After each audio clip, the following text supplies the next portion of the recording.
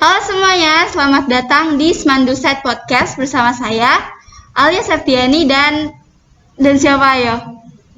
Dan Ibu Eris Indah Lestari SPD. Halo. Ibu gimana nih Bu kabarnya Bu? Alhamdulillah sehat. Kamu gimana? Alhamdulillah sehat Ibu.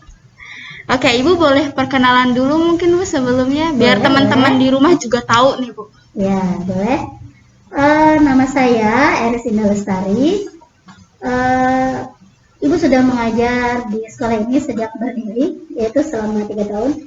Ibu juga sebagai wali kelas IPS 1 dari kelas 10 sampai kelas 11. Kemudian Ibu juga mengajar sejarah Indonesia dan ekonomi. Ibu sudah punya anak 3. Ibu sudah punya anak 3 dan alhamdulillah anak Ibu sudah besar-besar. Oke Bu, di podcast kali ini nih Bu, kita akan membahas materi mengenai PHBS atau perilaku hidup bersih dan sehat di masa pandemi ini nih. Jadi sebelum kita masuk ke materi yang lebih dalam lagi, kita harus tahu dulu nih Bu, definisi dari PHBS itu apa sih Bu? Oh, PHBS. Jadi menurut Ibu nih Bu, PHBS itu apa sih Bu? PHBS itu tadi perilaku hidup bersih dan sehat. Iya. Kemudian PHBS ini adalah salah satu program khusus dari pemerintah Indonesia yang bertujuan untuk meningkatkan kualitas kesehatan masyarakat Indonesia secara keseluruhan. Dan biasanya PHBS ini disosialisasikan oleh Dinas Kesehatan berupa puskesmas, kemudian di lingkungan sekolah itu oleh UKS. Iya. Tuh. Kalau untuk tujuannya gimana Bu? Kalau tujuan PHBS sendiri adalah di lingkup masyarakat ya, di lingkup keluarga, mencapai rumah tangga sehat, kemudian setiap anggota keluarga menjadi sehat, tidak mudah sakit, kemudian anak tumbuh sehat dan cerdas, serta anggota keluarga giat bekerja, kemudian meningkatkan pengetahuan, kemauan, dan kemampuan anggota rumah tangga untuk melaksanakan PHBS. Kemudian manfaat. Manfaat PHBS sendiri adalah meningkatkan kesadaran masyarakat untuk mau menjalankan hidup bersih dan sehat. Hal itu untuk mencegah dan menanggulangi masalah kesehatan. Selain itu, menerapkan PHBS di lingkungan kita itu agar menciptakan lingkungan yang sehat dan meningkatkan kualitas hidup masyarakat. Terus PHBS ini tuh bisa dilakuin di mana aja sih Bu? 3 hal pokok PHBS itu bisa diterapkan, pertama di rumah, kemudian di sekolah, dan di lingkungan masyarakat maupun di lingkungan kerja. Terus cara melakukan PHBS itu sendiri gimana Bu? Cara melakukan PHBS, kita itu sudah sering mendengar mencuci tangan menggunakan air mengalir dan menggunakan sabun ya. Di air mengalir dan menggunakan sabun. Kemudian lagi mengkonsumsi jajanan yang sehat. Kemudian ada jamban yang bersih di lingkungan rumah, olahraga secara teratur, terus memberantas jentik nyamuk, tidak merokok, membuang sampah pada tempatnya, dan melakukan kerja bakti bersama warga yang lainnya agar lingkungan kita menjadi lingkungan yang sehat dan bersih. Kalau untuk PHBS yang sudah Ibu lakukan Ibu di rumah itu seperti apa? Kalau PHBS yang dilakukan di rumah itu seperti sama halnya. Ada yang tadi Ibu bilang, kita tuh harus melakukan kebersihan dari diri sendiri. Misalnya mandi minimal sehari 2 kali. Kemudian makan makanan yang sehat, makan makanan yang bergizi, sayur, buah gitu. Kamu suka sayur nggak? Suka, saya suka bayam. Suka bayam? Suka Popeye ya? Suka bayam. Terus kemudian olahraga secara teratur, istirahat yang cukup gitu. Ya olahraga minimal paling enggak kita jalan kaki keliling rumah, naik sepeda, terus lari kecil kayak gitu deh olahraganya. Itu wajib. Kemudian rumah juga harus bersih. Setiap hari rumah dibersihkan. Jangan ngebersihin rumah seminggu sekali gitu ya. Nggak boleh rumah jarang. Paling enggak untuk kita nih remaja-remaja minimal kamar harus bersih. Nggak boleh tuh ya ada gantungan-gantungan yang banyak. Misalnya baju dipakai sekali gantung, ya kan? Terus seragam gantung. Ntar akhirnya seminggu kemudian baru dipakai gitu kan. Itu apa mengundang nyamuk, jadi sarang nyamuk. Gitu. Kamu gimana tuh? Kamarnya bersih nggak? Saya bersih alhamdulillah. Yang bersihin siapa? Saya. Iya, kirain mama yang bersihin. Dimarahin saya, Bu. Oke, tadi kan udah bahas tentang yang Ibu lakukan di rumah ya. Terus untuk tanggapan Ibu nih Bu, buat orang-orang yang masih belum menerapkan PHBS di rumah tuh kayak gimana sih Bu? Orang yang belum menerapkan PHBS di rumah ya termasuk orang yang rugi, jorok. Ya kan karena PHBS itu kan dimulai dari diri sendiri kan. Kalau misalnya kitanya jorok, orang lain pun menilai mendekati kita juga males gitu. Rugi lah karena di situ akan jadi sarang penyakit. Terus kita juga akan terlihat lebih jorok. Terus kemudian kita juga akan dikucilkan dari masyarakat kalau kita tidak melakukan PHBS dengan baik. Gitu. Kalau gitu PHBS itu seberapa penting sih Bu buat diri kita sama buat orang lain mungkin? PHBS itu penting banget. Selain untuk kepercayaan diri, PHBS juga kita butuhkan untuk kelangsungan hidup kita kan.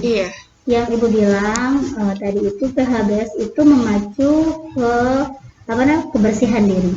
Dari diri yang bersih akan timbul banyak teman, akan timbul disukai orang. Kemudian kepercayaan diri meningkat. Kemudian kesehatan tubuh terjaga, ya kan? Imun yang baik juga terjaga. Itu PHBS itu memang sangat penting untuk kehidupan kita selanjutnya, sekarang dan selanjutnya. Ini ada 10 PHBS rumah tangga dasar, yaitu pertolongan persalinan oleh tenaga kesehatan. Ya kan, baiknya saat melakukan persalinan itu dilakukan oleh ahlinya atau tenaga kesehatan. Jika dilakukan bukan dengan tenaga kesehatan, biasanya akan mudah terinfeksi kurang steril gitu ya. Kurang steril karena memang cara-caranya juga istilahnya cara yang lama yang dipakai. Kemudian pemberian ASI eksklusif selama 2 tahun. Kemudian di ASI eksklusif itu membantu imunitas kita secara baik. Karena memang imun si bayi tersebut nomor 1 itu dari ASI orang tua. Kemudian menimbang balita setiap bulan yang dilakukan oleh petugas-petugas posyandu, petugas-petugas puskesmas. Kemudian ada sarana air bersih di rumah dan mencuci tangan dengan air bersih. Terus kemudian ada jamban sehat. Kemudian tadi harus memberantas jentik-jentik nyamuk. Jadi di rumah itu kita membersihkan kamar mandi itu paling tidak 1 minggu 1 kali. Terus kalau misalnya ada genangan-genangan air sebaiknya kita tutup. Kemudian kalau misalnya ada kaleng-kaleng yang tergenang air itu kita buang airnya karena di situ adalah sarang telur nyamuk. Ya kan? Kemudian makan sayur dan buah atau 4 sehat 5 sempurna. Kemudian melakukan olahraga dan tidak merokok di dalam rumah. Kenapa? Karena kalau misalnya keluarga kita nih yang merokok nih, misalnya ayahnya, terus ada di situ di dalam rumah itu ada anak-anak. Nah, anak-anak itu kan menghisap apa yang ayahnya hisap kan, menghisap asapnya. Nah itu mereka itu bisa jadi perokok pasif gitu. Itu lebih berbahaya daripada si perokok itu sendiri.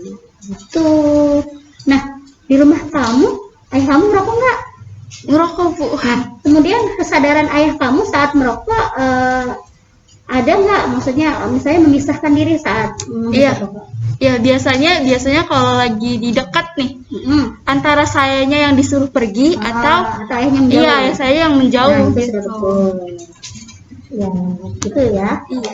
Yang baik berarti orang tuanya sayang sama anaknya. Nah, kita kan tadi udah tahu nih, Bu, dasarnya gitu kan. Nah, di masa pandemi ini nih, Bu, apakah ada cara khusus untuk melakukan PHBS ini, Bu? Terutama untuk di rumah ya, Bu. Kayak gimana sih gitu? Kalau apa namanya? Cara khusus itu ya kalau di rumah itu ya melakukan 3M, minimal 3M. Untuk keluarga ya, memakai masker, mencuci tangan, menjaga jarak dan menghindari kerumunan.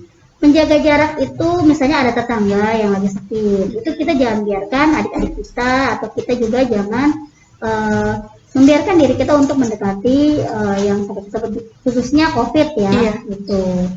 Nah, untuk memakai masker, Bu, kok di dalam pakai masker gitu? Iya. Ya, kalau misalnya kira-kira badan kita lagi nggak enak, ya sebaiknya kita menggunakan masker di dalam rumah gitu. Supaya dropletnya itu nggak berceceran kemana-mana. Iya. Kalau untuk PHBS yang bisa dilakukan oleh kita nih, Bu, kalau kita lagi ada di luar rumah gitu kan, mungkin udah ketemu kerumunan, lagi keluar, terpaksa gitu kalau untuk keluar. Kayak gimana? Iya, kita membekali diri dengan masker. Kemudian kita bawalah paling nggak hand sanitizer. Hand sanitizer itu kita bawa kemana-mana. Setiap apapun yang setelah kita sentuh, kan kalau cuci tangan kan kadang repot. Maksudnya nggak ada juga air. Ya udah kita semprotkan hand sanitizer tersebut. Paling itu aja gitu. Kemudian kalau misalnya dari luar kembali ke rumah, kita harus buru-buru bersih-bersih sebelum menyentuh barang lain atau orang lain. Kita harus bersih-bersih, paling nggak cuci tangan dan ganti pakaian. Iya. Berarti masker, hand sanitizer sama kebersihan itu harus banget dijaga ya, Bu. Kalau untuk PHBS nih, Bu, yang bisa dilakukan untuk orang yang terpapar COVID, bisa dikatakan oleh pasiennya, pasien COVID itu sendiri kayak gimana sih, Bu?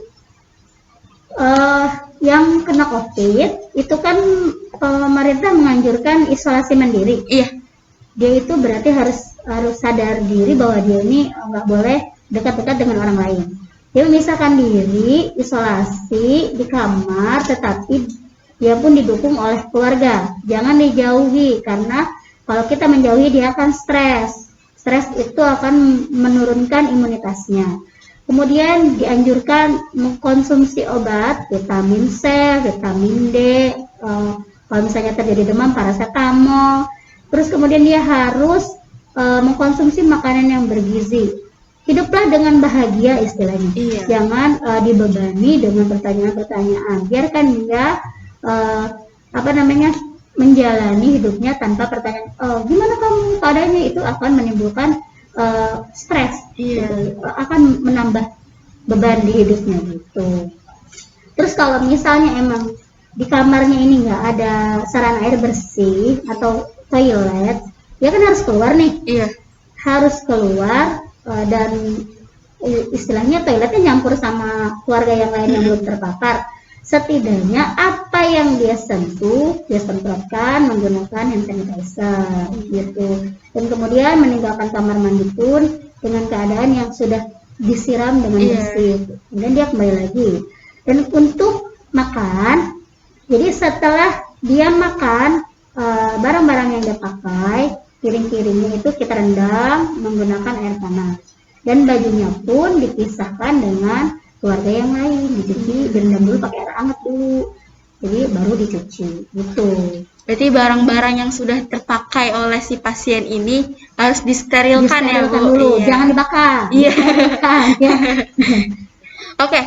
Tadi kan untuk pasiennya ya, Bu. Nah, untuk keluarganya nih, Bu, misal ada keluarganya yang terpapar COVID nih, diharuskan isolasi mandiri di rumah. Terus PHBS apa sih yang bisa dilakukan oleh anggota keluarganya yang tidak terpapar COVID ini? Ya itu tadi, memberi dukungan secara moral supaya dia tidak stres.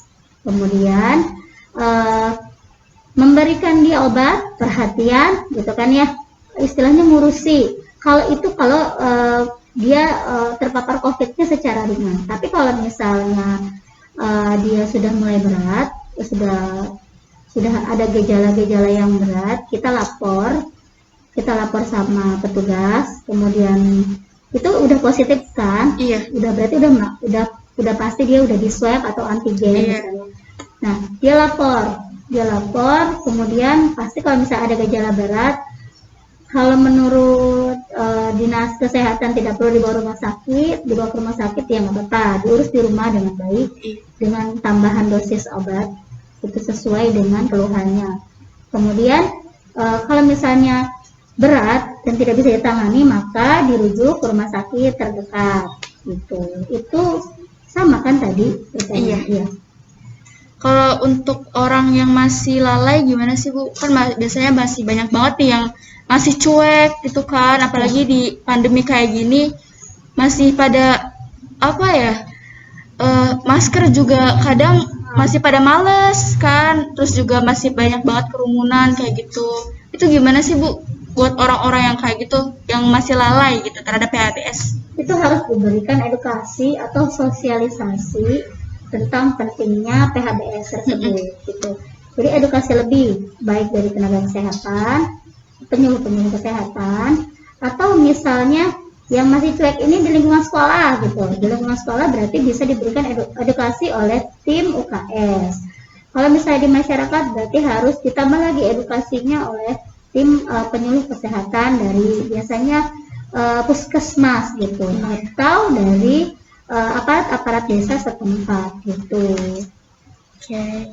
Kalau untuk cara agar kita meningkatkan nih kesadaran kita terhadap PHBS itu kayak gimana sih Bu? Biar lebih aware gitu terhadap kebersihan gitu kan, terutama di masa pandemi kayak gini nih Bu. Ya kalau meningkatkan kesehatan kan memang kembali lagi ke dirinya sendiri ya. Iya. Dia mau hidup bersih nggak? Dia mau selamat nggak gitu kan? Atau dia nih mau pilih mana, yang terjangkit atau tidak gitu. Iya. Itu kan baik lagi ke dirinya sendiri. Dia harus pintar-pintar memilah mana yang harus dia lakukan, mana yang tidak. Ya hal kecil aja.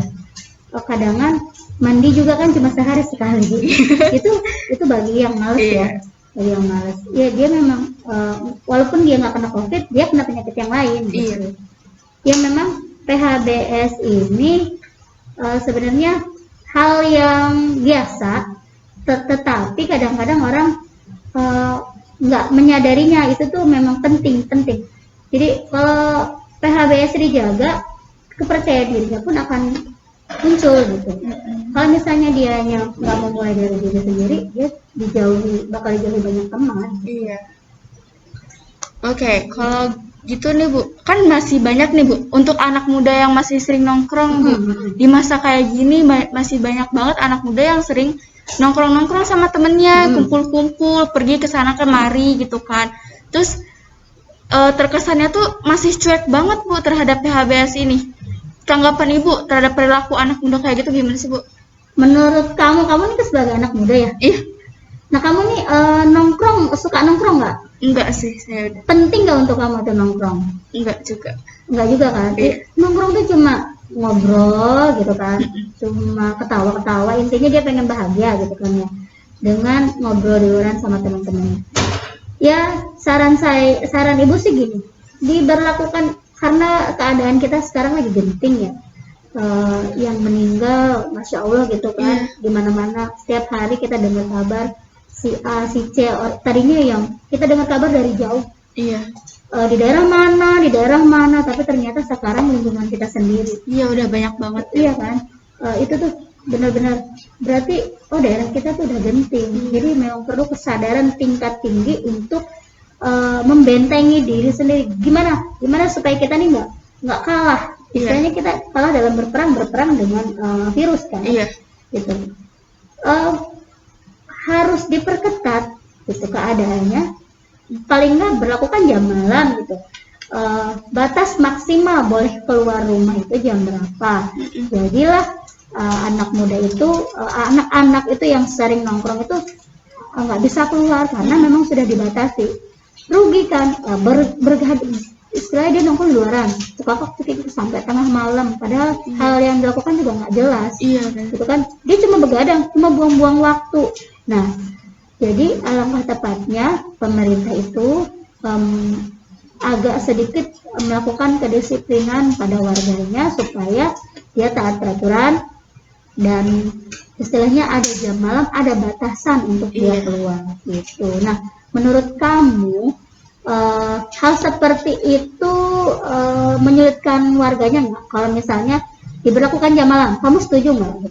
Saya sih setuju ya, karena dengan diberlakukan jam malam itu di pengunjung di suatu tempat kan berkurang ya. Jadi mobilitas sosialnya juga kan berkurang ya. Jadi interaksi sesamanya tuh jadi lebih tersempit lagi. Terus Jadi memutus mata rantai istilahnya gitu. Iya, terus juga untuk anak-anak muda yang masih nongkrong itu kan sebenarnya dia kan bisa aja imun dia kuat gitu kan.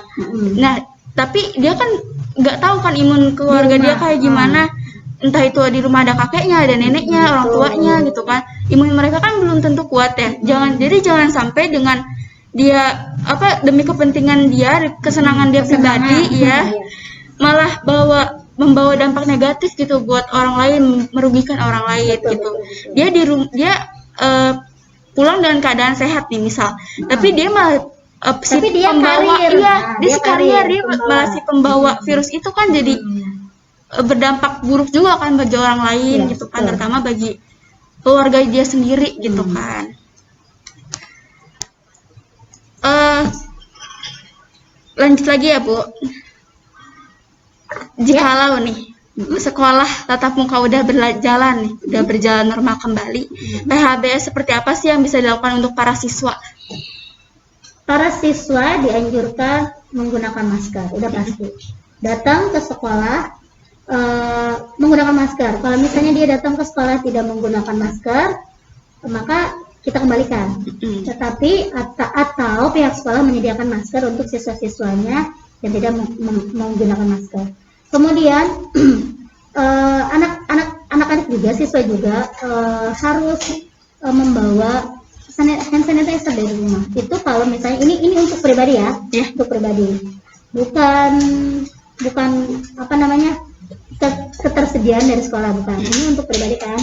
Jadi paling tidak dia membawa bekal dari rumah, kemudian memakai masker, sarapan dari rumah, dan tadi membawa hand sanitizer. Gitu. Jadi masker sama hand sanitizer tuh siap sedia ya. Oke. Tadi kan untuk siswanya ya Bu. Nah, sekarang PHBS yang udah dilakukan oleh pihak sekolah nih Bu, supaya yang siswa baru juga nggak khawatir gitu untuk bisa masuk sekolah offline lagi tuh udah nggak cemas gitu Bu tentang kebersihannya gitu. Gimana sih Bu PHBS apa yang udah dilakukan oleh sekolah? Sekolah itu sudah dapat anjuran dari pemerintah. Sudah ada bagian-bagiannya, sudah ada peraturannya. Jadi setiap sekolah yang ingin membuka sekolah kembali di masa pandemi, paling tidak maksimal itu 50% dari murid satu kelasnya. Saya satu kelas ada 40, berarti harus 20 yang masuk. Kemudian sekolah juga harus menyediakan sanitasi, tempat untuk cuci tangan. Kemudian merenggangkan kelas, misalnya merenggangkan posisi kursi, jadi supaya tidak berdekatan, supaya tidak berkerumun. Dan paling yang itu tuh sekolah itu didisinfektan dulu sebelum memulai pelajaran dan setelah melaksanakan pembelajaran gitu. Nah, tadi kan kita udah bahas banyak nih Bu kan mengenai PHBS, dari mulai definisinya, terus juga PHBS di masa pandemi itu kayak gimana gitu kan. Nah, ada pesan gak sih Bu buat teman-teman yang di rumah gitu mengenai materi yang udah tadi dibahas juga nih Bu. Kayak gimana pesan Ibu? Pesan Ibu sih tetap jaga protokol kesehatan, kemudian hidup secara bersih, hidup secara sehat. Karena kebersihan itu awal dari segalanya untuk menuju hidup sehat dan terhindar dari segala jenis penyakit. Terapkan minimal 3M atau 5M. Apa itu 5M? Ya, 5M. 5M adalah memakai masker, mencuci tangan pakai sabun di air mengalir, menjaga jarak, menjauhi kerumunan, serta membatasi mobilisasi dan interaksi sesama teman-teman gitu. Nah, kalau gitu nih Bu, kita kan udah bahas banyak nih Bu tadi. Kita juga udah tahu apa itu PHBS, gimana cara menerapkannya, terus di mana aja. Berarti PHBS itu bisa dikatakan penting banget ya Bu ya untuk apalagi di apalagi di masa pandemi kayak gini ya Bu, dimana keadaan harus benar-benar dijaga banget. Ya. Oke, kalau gitu podcast kali ini sampai sini aja mungkin ya Bu ya. Iya, terima kasih untuk Ibu Eris yang sudah menjelaskan mengenai PHBS ya. Semoga apa yang sudah dibahas tadi juga menjadi manfaat ya buat kita semua. Amin. Terus juga supaya teman-teman juga mungkin bisa lebih aware lagi terhadap kebersihan, kesehatan gitu kan. Terutama di masa pandemi kayak gini. Tuh, podcast kali ini saya tutup. Terima kasih Ibu sekali lagi. Terima kasih ya udah menggabung ke sini. Oke, saya tutup. Terima kasih. Assalamualaikum. Bye. Bye.